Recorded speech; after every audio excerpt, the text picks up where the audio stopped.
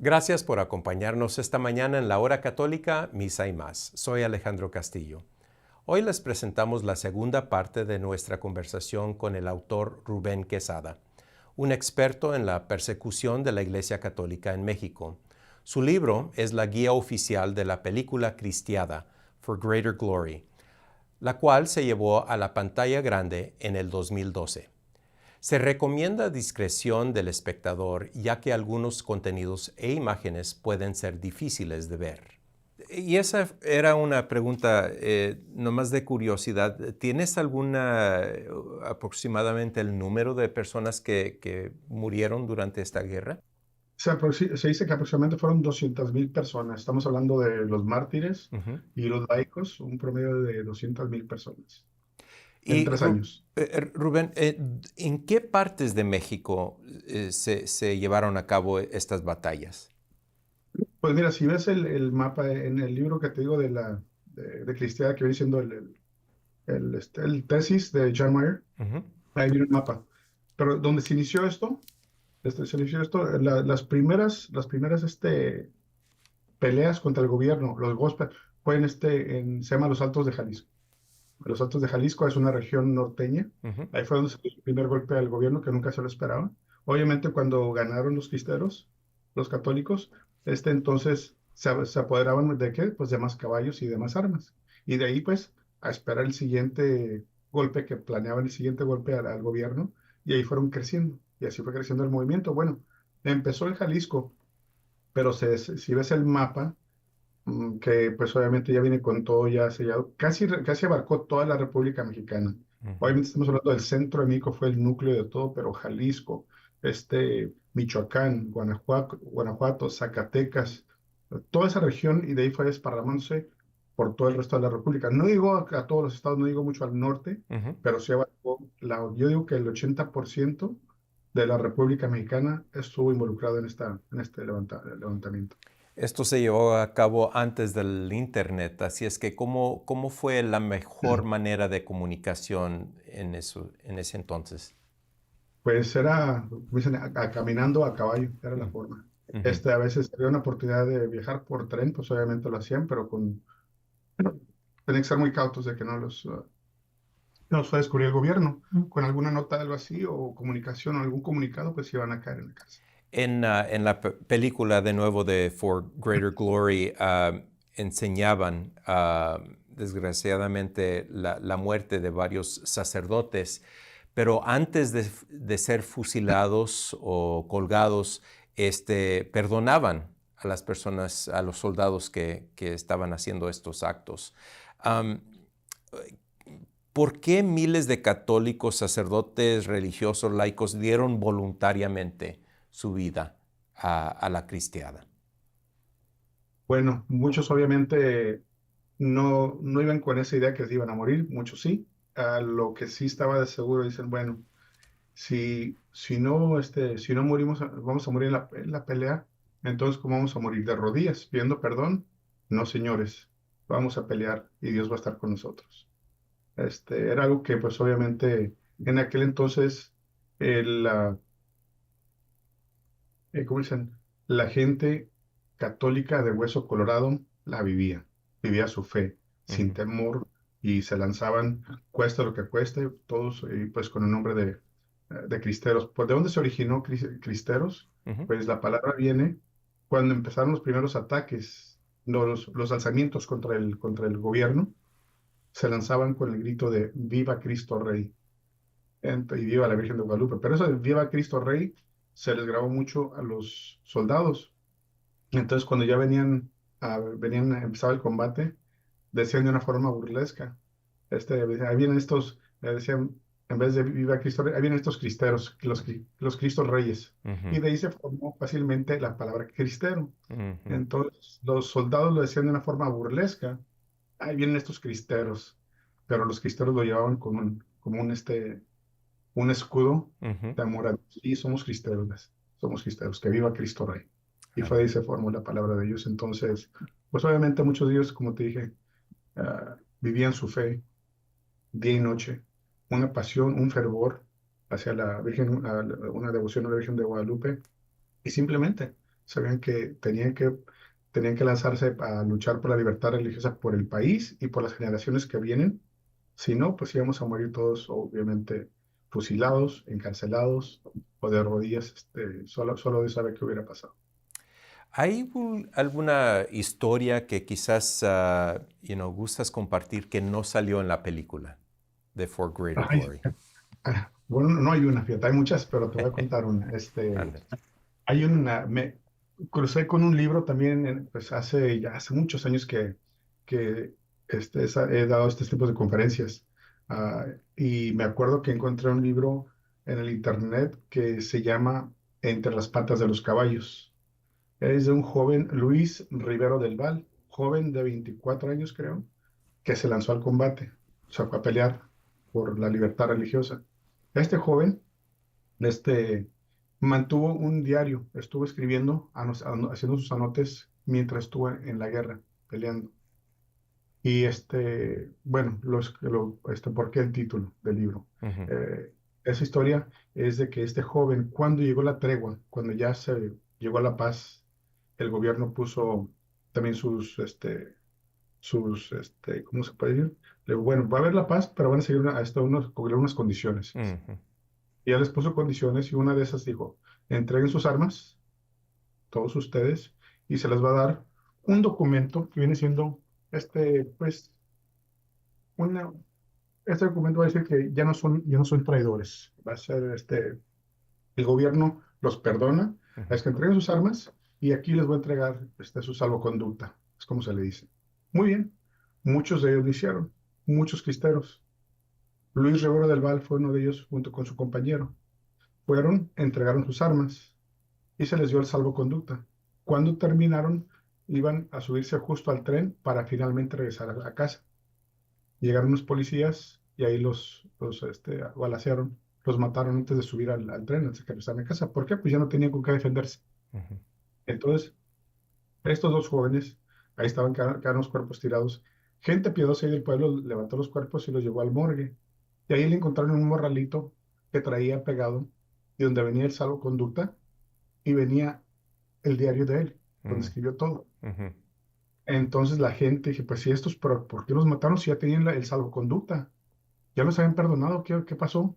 Entonces se dejaron ir a la jefatura de policía local y entran ahí pidiendo justicia y diciéndole, pero ¿por qué los mataron? ujú, Si ya tenían el salvoconducta, ya los habían perdonado, queremos justicia. Y el jefe de policía muy prepotente les dijo, pues eso le pasó por meterse entre las patas de los caballos. mm. Y ahí el título de este diario, que la verdad para mí para mí debe ser una película. Sí. Ese diario es algo que me conmueve mucho. Es un libro que cada vez que lo veo, lo quiero leer otra vez porque me encanta esa historia. Ay. Sí, y pienso que hay muchas historias más que puedes compartir. Te tengo algunas otras preguntas, Rubén. ¿Qué papel jugó los Estados Unidos para poner fin a este conflicto? Pues mira, primeramente lamentablemente el gobierno de Estados Unidos apoyó mucho a México, al gobierno, para el ataque contra la Iglesia Católica. Lo que pasó, le mandó, ¿cómo se llama? Aviones para bombardear a los cristeros también. Mm, Entonces, el gobierno, pues obviamente eran amiguitos, los apoyó, pero al final ya como esta guerra según no iba a durar, ya pues a partir de dos años, 2 años y medio, pues entonces vemos que el embajador pues echó un par de vueltas a México para hablar con el gobierno. Y finalmente, pues ya casi fue como presión que Estados Unidos le puso a México para que llegaran a una tregua con la Iglesia Católica y que se pusiera fin a todo esto. Y fue por eso que Estados Unidos mandó pues, al embajador para, más que nada, se puede decir, presionar, pero también poner fin a esta guerra que eventualmente ya se había convertido en una vergüenza para el gobierno mexicano. Porque obviamente pues era ¿cómo se le puede decir? Pues no solamente era persecución religiosa, ya estamos hablando de 100,000, 200,000 personas muertas, simplemente por la libertad religiosa, pues obviamente no, no quedaba bien, y obviamente otros países ya estaban informados de lo que estaba pasando en México. Entonces fue mucha presión política lo que llegó y obviamente tuvieron que llegar a una tregua. El Papa Pío XI era el Papa en aquel entonces. ¿Qué hizo él para apoyar la Iglesia de México?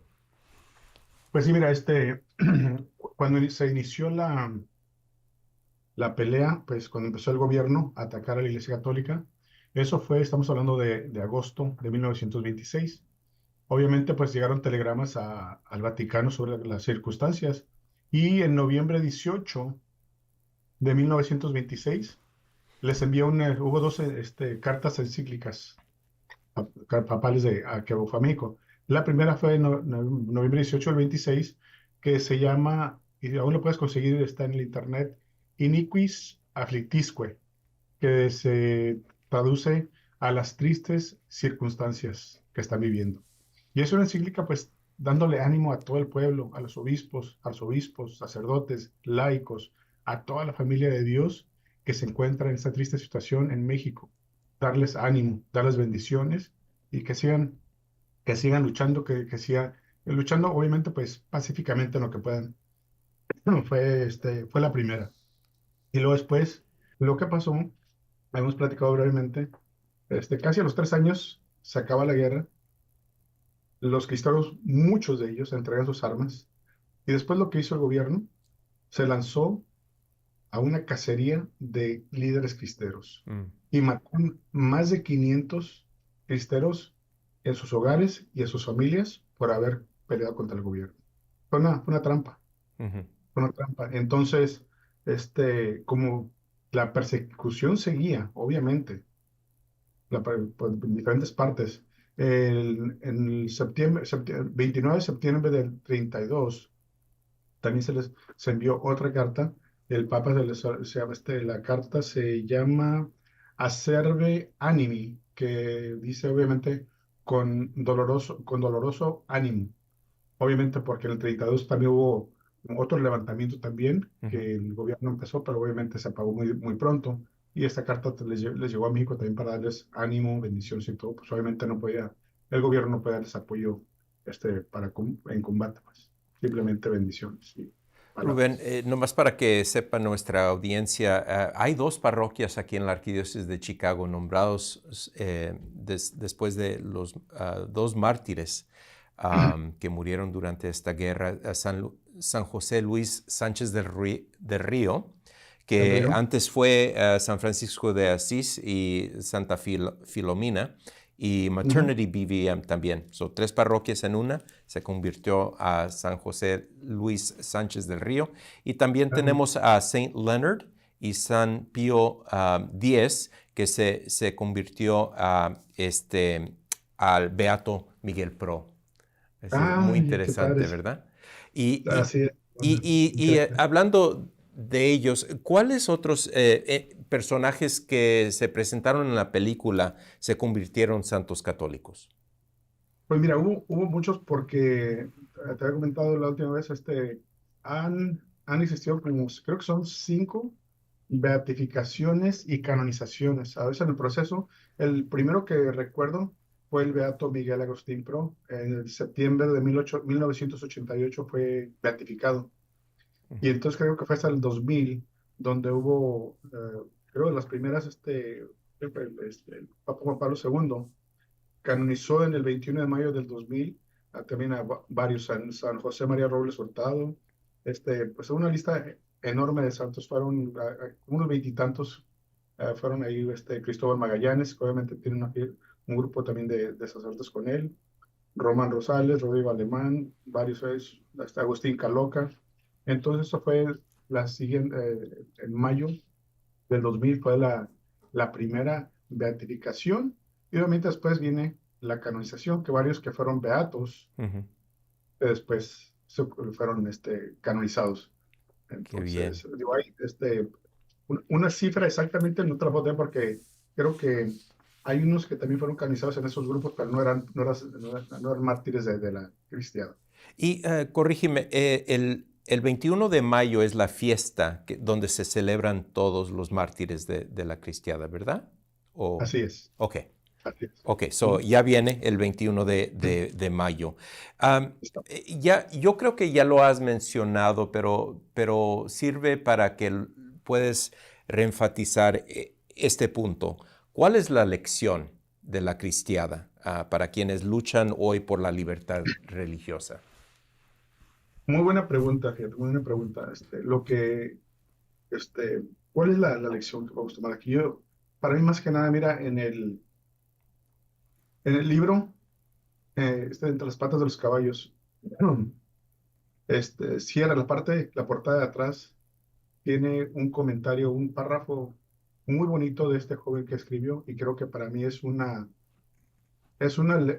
lección para todos de nuestra responsabilidad, de qué es lo que tenemos que hacer, qué es lo que Dios pide de nosotros cuando ya estamos contra la espada y la pared. Entonces, ¿qué? Tenemos que pelear.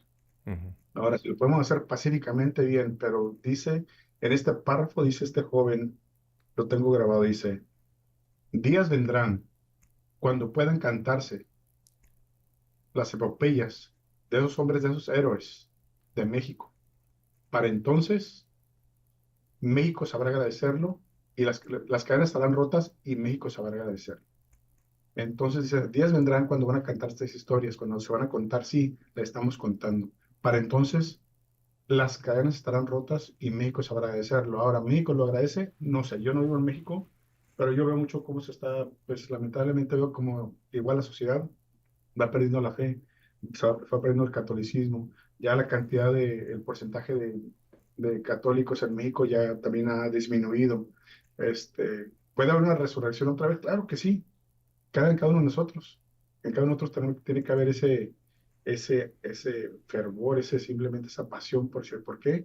¿Por qué no podemos hacerlo? Si ellos lo hicieron hace 100 años, Ujú. y mira lo que hicieron, salvaron a un país, salvaron a nosotros, a nuestros antecedentes, a mis papás, a mí. ¿Por qué yo no puedo hacer algo similar para defender nuestra fe y vivirla, así como la vivieron ellos? Porque la vivieron, como dicen, día y noche, hasta dormidos dicen que la vivían. Entonces, es la lección, saber, saber el momento para despertarnos, el momento adecuado, pero si no, hay que vivir de todas maneras. Hay que ser como decimos, un católico, este, quiero ser un católico que no solo que informe, pero que también que motive al pueblo, que motive a mi mamá, a mis abuelos, a mis hermanos. No, cada quien su vida. No, señores, somos hijos de Dios. No, somos pecadores todos, pero tenemos que hacerlo con amor. Aquí dicen, tenemos que este, infectarlos con esa pasión, infectarlos con ese amor, para que dicen, cómo lo haces tú para convertir a un vecino que quizá no es católico? Con hechos, con palabras de vez en cuando, pero con hechos. Con Y hechos. es como nos los ganamos. Simplemente, como dice esa frase, evangeliza a todo momento y si es necesario, usa palabras. Ándele. Rubén, para las personas que le quieren dar seguimiento a esta conversación, ¿hay algún recurso, tu libro, dónde lo pueden encontrar? Pues sí, mira, lo acabo de mandar imprimir otra vez. Ujú. La página ahorita no la tengo actualizada, pero sí se puede conseguir.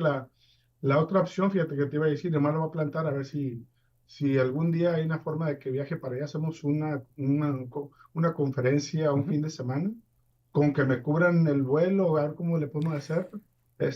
Lo hacemos, llevamos material para que la gente se sature de todo y con que regrese simplemente con bien, para mí sería una excelente oportunidad porque hay 4 o 5 este, presentaciones que doy sobre esto. Y ya que está actualizada también la página con el libro, porque lo que pasó es que el libro, la editorial original que lo imprimió, Ujú. pues tenía los derechos. Ujú. Me acaban de dar los derechos a mí, entonces yo ya conseguí una editorial y lo estoy imprimiendo para próximamente ponerlo en una tienda, en mi tienda que voy a tener disponible. Muy bien, estaremos al tanto. Ya se nos acabó el tiempo. Muchas gracias, Rubén, por acompañarnos en nuestro programa. Que Dios te bendiga. A ustedes, gracias por su tiempo, la invitación, la verdad siempre es un honor. Dios los bendiga siempre, espero que no sea la última vez, ¿eh? Que viva Cristo Rey. Que viva. Eso es todo por esta edición de la Hora Católica Misa y Más. Soy Alejandro Castillo. Que disfruten el resto de su día y que Dios los bendiga.